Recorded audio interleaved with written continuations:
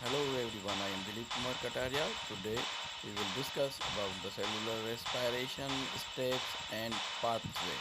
Cellular respiration होता है fuel molecule glucose से जो कि देता है हमें ATP useful energy molecule. Glycolysis oxygen मौजूद हो ना हो ये साइटोसोल में होता रहता है।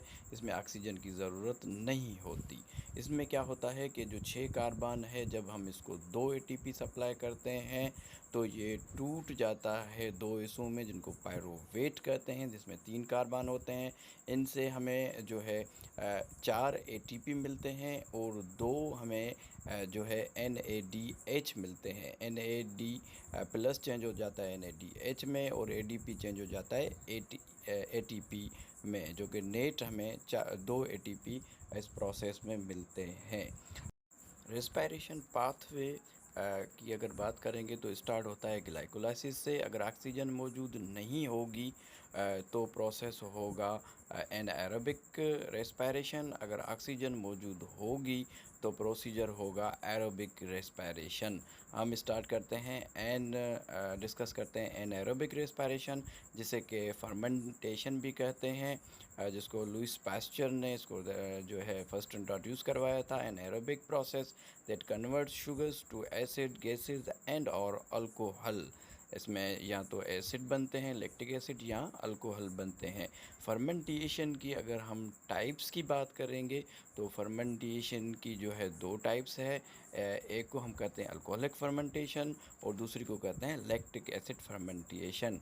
लैक्टिक एसिड फर्मेंटेशन में पायरुविक एसिड कन्वर्ट हो जाता है लैक्टिक एसिड में और NADH कन्वर्ट होता है NAD प्लस में, ताकि ग्लाइकोलाइसिस प्रोसेस चलता रहे।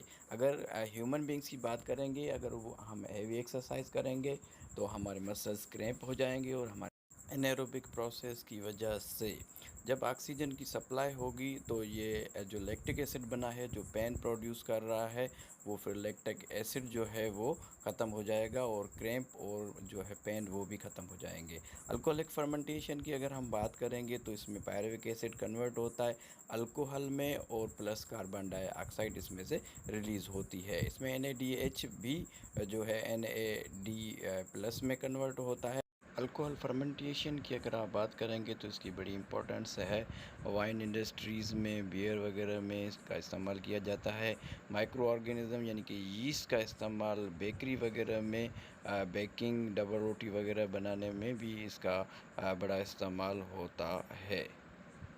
Cellular respiration glycolysis anaerobic process हो गया। अगर ऑक्सीजन यहाँ पे मौजूद होगी तो इसमें जो ग्लाइकोलाइसिस के बाद जो प्रोसीजर होगा उसको हम क्या कहेंगे, एरोबिक रेस्पिरेशन, जो कि मशीन है एक एनर्जी प्रोड्यूसिंग की। और ये होती कहाँ पे है, ये एरोबिक प्रोसेस माइटोकॉन्ड्रिया में होता है। और इसमें पहले ग्लाइकोलाइसिस जो कि आम है दोनों में, ग्लाइकोलाइसिस ग्लूकोज टूटता है पायरुवेट में, 2 पायरुवेट के मॉलिक्यूल बनते हैं, 2 ATP बनते हैं। फिर जो है ये कोएंजाइम A से मिलकर एसिटाइल CoA बनाते हैं, वो जाते हैं क्रेब साइकिल में। क्रेब साइकिल से 2 ATP मज़ीद बनते हैं। क्रेब साइकिल के बाद इलेक्ट्रॉन ट्रांसपोर्ट चेन होती है जिसको केमियो ऑस्मोसिस भी कहते हैं। इसमें 34 ATP बनते हैं। अगर क्रेब साइकिल को आप देखेंगे तो इसमें 2 ATP, 8 NADPH और 2 FADH बने थे और इसमें कार्बन डाइऑक्साइड जो है रिलीज़ एक मॉलिक्यूल हुआ था सेल से। इलेक्ट्रॉन ट्रांसपोर्ट चेन जो है वो इनर मेम्ब्रेन जिसको कि हम कहते हैं क्रिस्टाई, उसमें होती है और इसके नतीजे में 34 ATP बनते हैं। आप देख सकते हैं कि ग्लूकोज के एक मॉलिक्यूल में 36 ATP बन सकते हैं। 36 से 38, 36 में इसलिए कह रहा हूँ क्योंकि जो 2 हमने इन्वेस्ट किए थे। ग्लूकोज का एक मॉलिक्यूल 6 ऑक्सीजन के साथ मिलके 6 कार्बन डाइऑक्साइड, 6 वाटर और प्लस हमें एनर्जी मिली थी। Thank you so much.